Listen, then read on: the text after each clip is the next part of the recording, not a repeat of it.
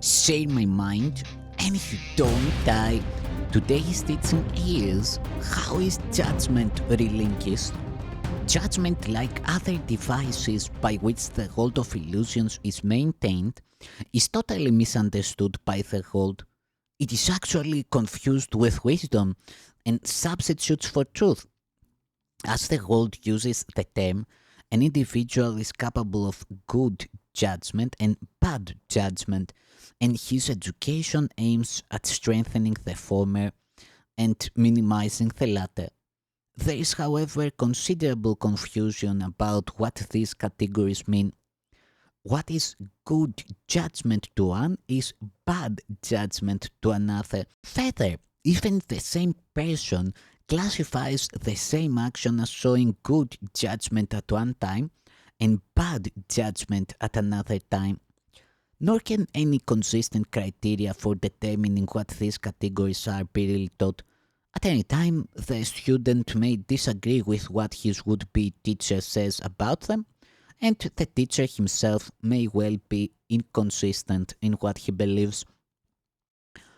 Good judgment in these terms does not mean anything, no more does bad. It is necessary for the teacher of God to realize not that he should not judge, but that he cannot. In giving up judgment, he is merely giving up what he did not have. He gives up an illusion, or better, he has an illusion of giving up. He has actually become more honest, recognizing that judgment was always impossible for him. He no longer attempts it. This is no sacrifice. On the contrary, he puts himself in a position where judgment through him rather than by him can occur. And this judgment is neither good nor bad. It is the only judgment there is, and it is only one. God's Son is guiltless, and sin does not exist. The aim of our curriculum, unlike the goal of the God's learning, is the recognition that judgment in the usual sense is impossible. This is not an opinion, but a fact. In order to judge anything rightly, one would have to be fully aware of an inconceivably wide range of things, past, present, and to come. One would have to recognize in advance all the effects of his judgments on everyone and everything involved in them in any way. And one would have to be certain there is no distortion in his perception, so that his judgment would be wholly fair to everyone on whom it rests now and in the future. Who is in a position to do this? Who, except in grandiose fantasies, would claim this for himself? Remember how many times you thought you knew all the facts you needed for judgment, and how wrong you were. Is there anyone who has not had this experience? Would you know how many times you merely thought you were right without ever realizing you were wrong? Why would you choose such an arbitrary basis for decision making? Wisdom is not judgment, it is the relinquishment of judgment. Make then but one more judgment. It is this: there is someone with you whose judgment is perfect. He does know all the facts, past, present, and to come.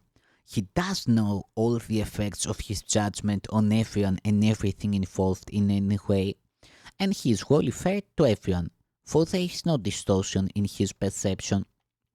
Therefore, lay judgment down not with regret but with a sigh of gratitude. Now are you free of a burden so great that you could merely stagger and fall down beneath it. And it was all illusion, nothing more. Now can the teacher of God rise up unburdened and walk lightly on, yet it is not only this that is his benefit. His sense of care is gone, for he has none. He has given it away along with judgment. He gave himself to him whose judgment he has chosen now to trust instead of his own. Now he makes no mistakes. His guide is sure. And where he came to judge, he comes to bless. Where now he laughs, he used to come to weep. It is not difficult to relinquish judgment, but it is difficult indeed to try to keep it. The teacher of code lays it down happily the instant he recognizes its cost. All of the ugliness he sees about him is its outcome. All of the pain he looks upon is its result.